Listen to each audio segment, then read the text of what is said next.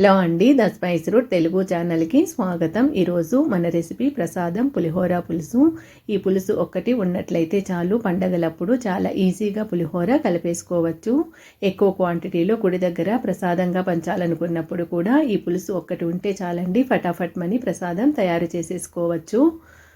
ఇక్కడ నేను 2 కేజీల బియ్యానికి సరిపడా క్వాంటిటీ చూపిస్తున్నాను. నేను తీసుకునే ఇంగ్రీడియంట్స్ అన్నీ 2 కేజీల రైస్కి కరెక్ట్గా సరిపోతాయి. అయితే లేట్ చేయకుండా ఎలా తయారు చేయాలో తెలుసుకుందాము. దీనికోసం స్టవ్ మీద గిన్నె పెట్టుకుని 2 కప్పుల వాటర్ వేసుకోవాలి. వాటర్ కొద్దిగా మరిగిన తర్వాత ఇందులోకి ఒక 100 గ్రామ్స్ చింతపండును వేసుకోవాలి. మంటను మీడియం ఫ్లేమ్లో పెట్టుకుని ఒక 5 నిమిషాల పాటు దీన్ని ఉడికించుకోవాలి. ఈ విధంగా ఒక 5 నిమిషాలు ఉడికిన తర్వాత స్టవ్ ఆఫ్ చేసేసుకొని చల్లారనివ్వాలి. ఎక్కువగా ఉడకాల్సిన అవసరం లేదు, ఒక 5 మినిట్స్ ఉడికితే సరిపోతుంది.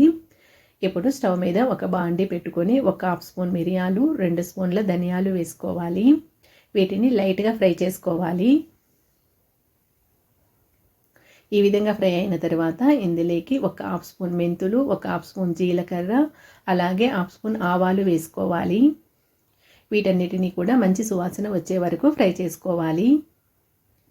ఇవన్నీ ఫ్రై అయిన తర్వాత లాస్ట్లో 1 స్పూను నువ్వులు వేసుకోవాలి. ఈ నువ్వులు చిటపటలాడే వరకు ఫ్రై చేసుకొని స్టవ్ ఆఫ్ చేసేసుకోవాలి. వీటిని ఒక ప్లేట్లోకి తీసుకొని చల్లారనివ్వాలి.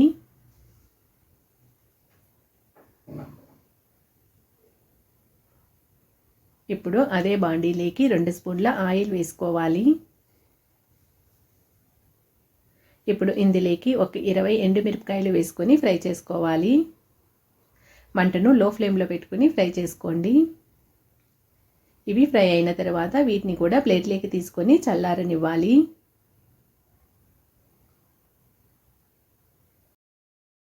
ఇవి చల్లారిన తర్వాత ఒక మిక్సీ జార్ తీసుకొని అందులోకి వేసుకొని ఫైన్గా పౌడర్ లాగా మిక్సీ వేసుకోవాలి.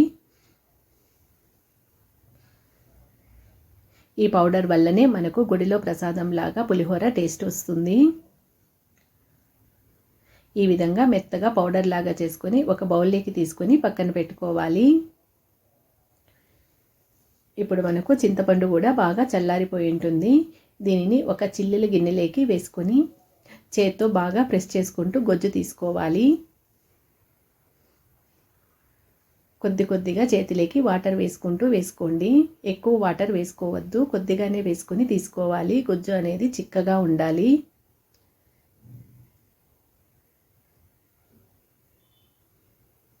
ఈ విధంగా చింతపండు పులుసు తీసుకొని పక్కన పెట్టుకోవాలి. ఈ పులుసు అనేది బాగా చిక్కగా ఉండే విధంగా తీసుకోండి. పలసగా ఉన్నట్లయితే ఉడకటానికి టైం తీసుకుంటుంది. ఇప్పుడు స్టవ్ పైన బాండీ పెట్టుకొని 1 కప్పు పల్లీల నూనె వేసుకోవాలి. ఈ నూనె వేడెక్కిన తర్వాత ఇందులోకి 1 స్పూన్ ఆవాలు, 1/2 కప్ పచ్చెనగపప్పు, 1 స్పూన్ మినపగుళ్ళు, అలాగే 1 కప్పు పల్లీలు వేసుకొని ఫ్రై చేసుకోవాలి. ఇందులోకి ఒక 10 ఎండుమిరపకాయలు వేసుకోవాలి. వీటన్నిటిని బాగా ఫ్రై చేసుకోవాలి. పల్లీల నూనె వేసుకోవడం వలన పులుసు అనేది ఒక 6 మంత్స్ వరకు పాడవకుండా ఉంటుంది. అలాగే ఇందులోకి 1 కప్పు కరివేపాకు వేసుకోవాలి. ఇవన్నీ బాగా ఫ్రై అయ్యే వరకు ఫ్రై చేసుకోవాలి. ఈ విధంగా ఫ్రై అవుతున్నప్పుడు ఇందులోకి ఒక 1/4 స్పూను పసుపు వేసుకోండి.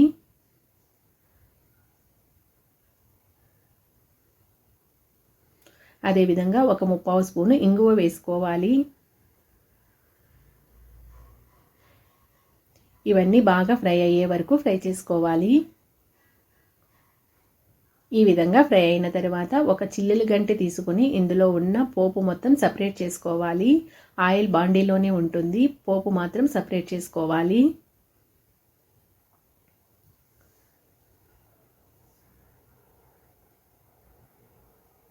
ఈ విధంగా పోపు మొత్తం పక్కకి తీసేసుకున్న తర్వాత ఈ ఆయిల్లోకి మనం చింతపండు పులుసును వేసుకోవాలి.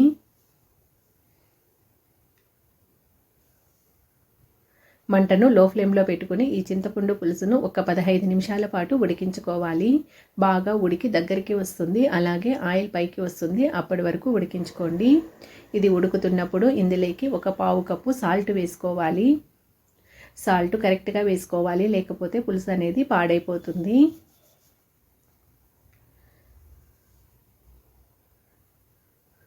ఒక 15 నిమిషాల పాటు బాగా ఆయిల్ పైకి వచ్చే వరకు ఉడికించుకోండి. ఈ విధంగా ఉడికిన తర్వాత ఇందులోకి ఒక 1/2 కప్పు బెల్లం వేసుకోవాలి.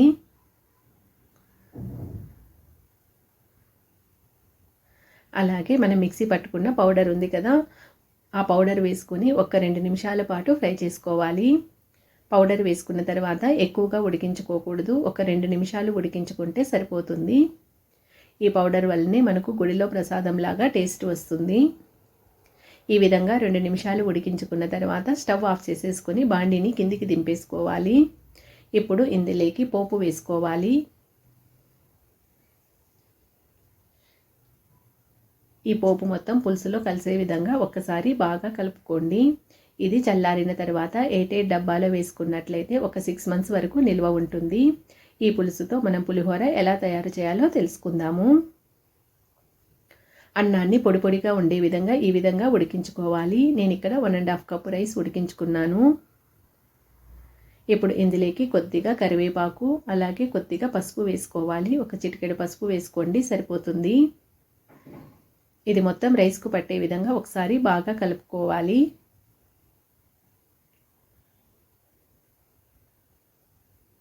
ఇప్పుడు ఇందులోకి ప్రసాదం పులిహోర పులుసును వేసుకొని కలుపుకోవాలి. 1.5 కప్పు రైస్కి ఒక 1/4 కప్పు పులిహోర పులుసు అయితే సరిపోతుంది. దీనంతటిని రైస్కు పట్టే విధంగా ఒకసారి బాగా కలుపుకుంటే సరిపోతుంది. ఈ పులుసు బాగా చల్లారిన తర్వాత ఎయిర్‌టైట్ డబ్బాలో వేసుకొని ఫ్రిడ్జ్లో పెట్టుకున్నట్టయితే ఒక 6 మంత్స్ వరకు నిల్వ ఉంటుంది.